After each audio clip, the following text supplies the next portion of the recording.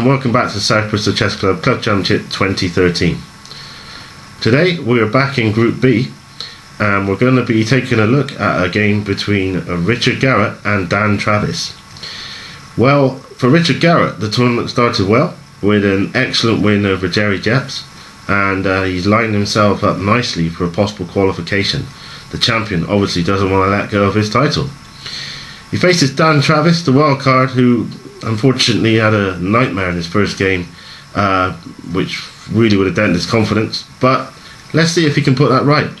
Well, here we are again, second game. Got to play Dan Travis this time. Got the white pieces. I've never played Dan before, so I'm just going to open as my normal e4.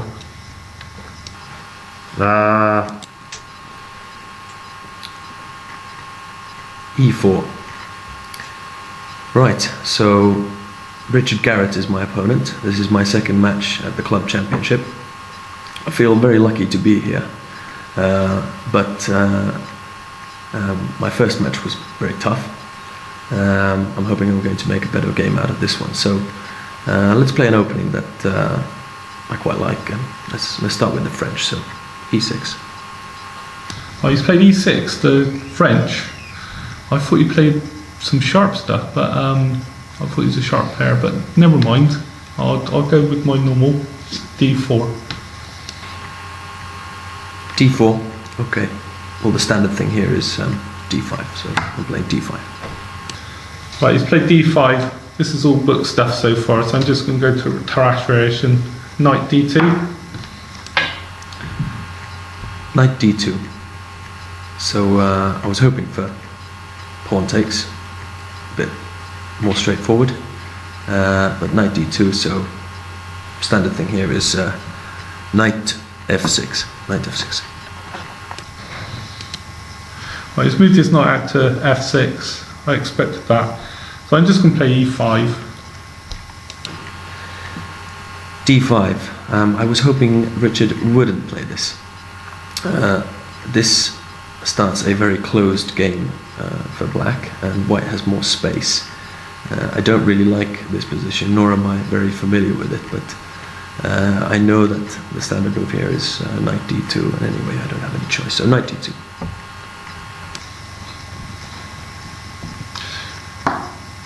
Right, he's moved his knight to d7 from the f6 square. I'm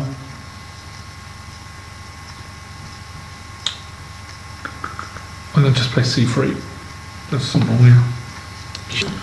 I'm just going to play bishop to d3 after he's just moved his knight back to d2.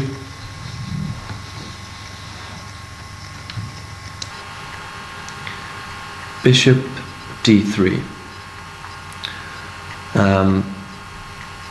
Well, I'm going to have to try and open up this game. The standard thing here is c5. I'm playing c5. Right, it's still following the book lines. Play pawn to c5. I'll just play c3 and we'll stay in the book. See how far we go. c3, protecting the central d4 pawn. I'm going to try and increase the tension and the pressure on that d4 pawn. Knight c6. No surprises, the knight's come out to c6. I'll just play my knight to e2 now to support my centre pawn. Knight e2. Well, this is about as far as my opening theory stretches. So I guess I'm on my own from now.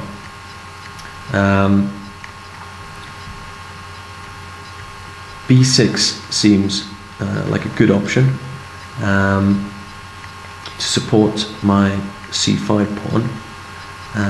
Other options, I guess, bishop to f7. But I don't want to commit to my bishop to that square just yet, nor do I want to move my queen. So I want to free up some squares for my white bishop. I'm going to move b6. Ah, that's a surprise. I didn't expect him to play b6. He should have left his knight there and played b6 earlier, because then he could have brought his bishop out to a6 to try and swap my light square bishop. This is unusual. I'm just going to castle and see what he does next. Castle. Richard castles. Right. I guess I'm just going to have to continue with my plan to perhaps castle queenside. I think Richard's going to come up with quite a strong attack on the king's side here. So I'm going to move my bishop to b7. Bishop to b7. Ah, he's played bishop to b7. Now I'm really confused. That bishop's probably never going to get into play. That's got to be the wrong square for the bishop. I'm going to just drive my pawns forward. Right, f4. f4. I was right about his attack on the king's side. But I don't seem to have enough time to castle here. I suspect he's going to bring all of those pawns forward, move his knight to f3 and come up with quite a strong attack.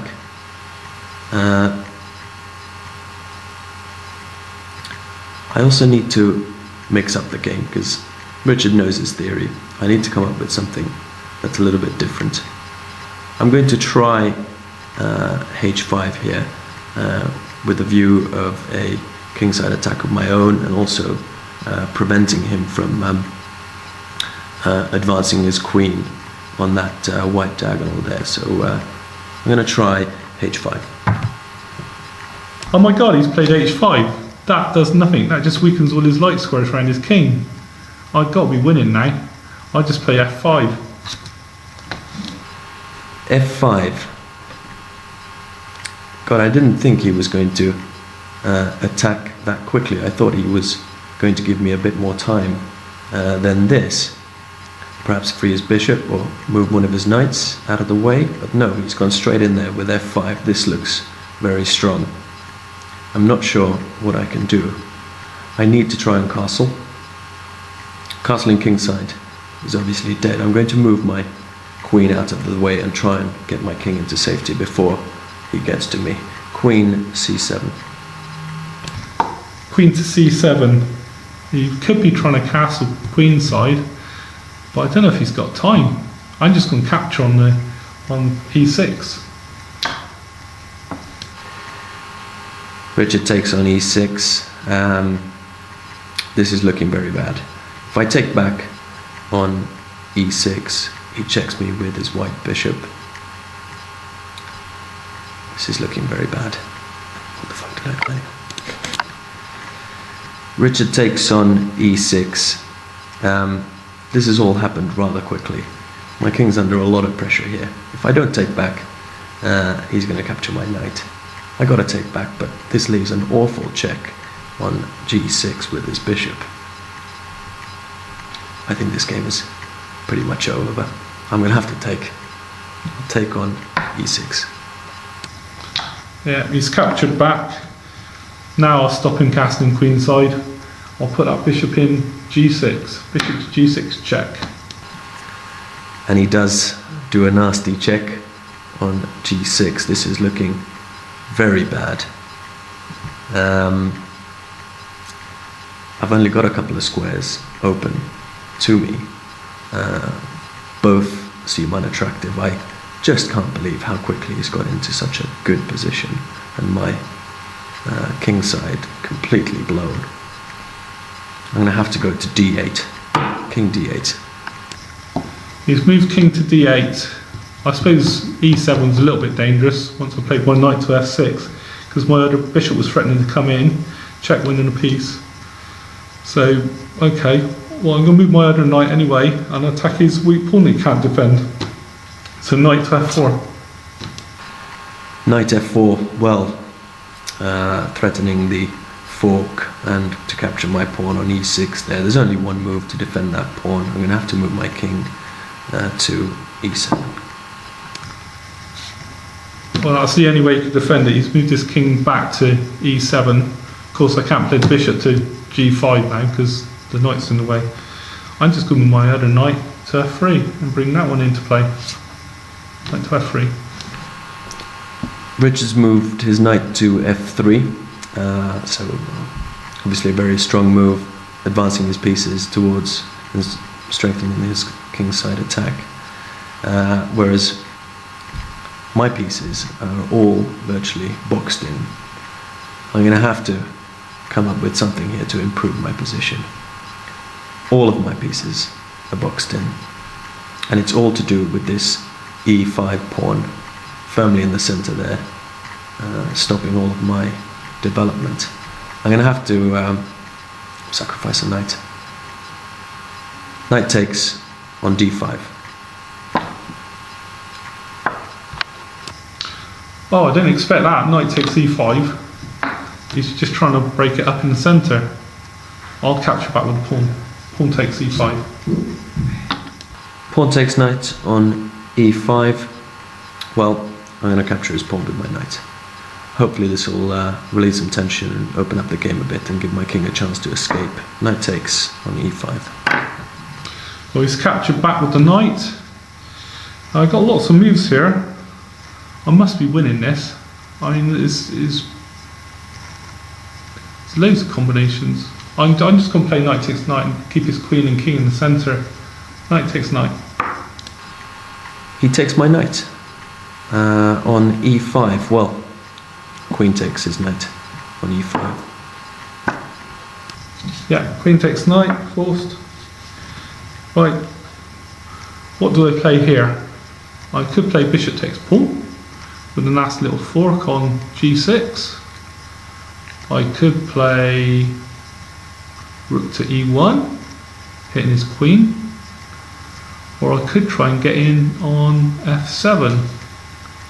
There is possible sacks on e6 with the knight, followed by rook to e1, or even on d5 that's possible. When he captures with bishop, I play rook to f7, but I don't think that does anything. No, I'm just going to play it safe. I'm just going to play my queen to f3 and threaten to go into onto f7. So queen to f3. Queen f3. So things are a little bit more open for me. But queen f3 is a good move because it prevents my pawn on d5 from advancing, which is kind of what I was hoping for by sacking my knight earlier on. And he's also threatening to get his rook on the e file, perhaps with his bishop on d2. I feel like my e file is a little bit weak. Perhaps I can retreat the queen and then advance my d pawn and threaten his queen at the same time as opening that white diagonal there. I think I'm going to do that. Queen on c7. He's brought his queen back to c7. I'm just going to attack his pawns now. Right, rook to e1. Rook e1. I guess a weakness in my last move was to open that file straight away for his rook, and he's clearly exploited that. But I'm not sure he was expecting the advance of my e-pawn here, so I'm going to play e5. Let's see what he does with that. Well, he's played e5 now. I think I've got a win now. After knight takes pawn, check, he's forced to take, queen takes, hitting his rook, he's got to move his rook somewhere, bishop over to g5 is mate. There's no defence. Just knight takes pawn, check. Knight takes on d5. Well, he's checked my king and forking my queen at the same time. I'm going to have to take back. Bishop takes on d5. Yeah, bishop takes knight. Right, queen takes bishop. Bye-bye rook or bye-bye king. Which one is it? Well, I guess I overlooked the position I'd be in here. Queen takes d5. He's threatening all sorts of things here. I think it's pretty much dead in the water, but I'm gonna threaten his queen and see what he does. Rook d8. He's just played his rook to d1. He's not seen the mate. Here it comes. Bishop to g5 mate. Thank you, Dan. Well, there you have it. A second win for Richard Garrett in this group as he crushes Dan Travis's French defence in style. With 2 wins from 2 games then, Richard Garrett is in command of this group. Next time we'll be looking at the second round 2 match in Group B as Jerry Jeps looks to open his account but takes on the formidable Tyson Mordew, who will be looking to catch up Richard Garrett. See you for that game soon.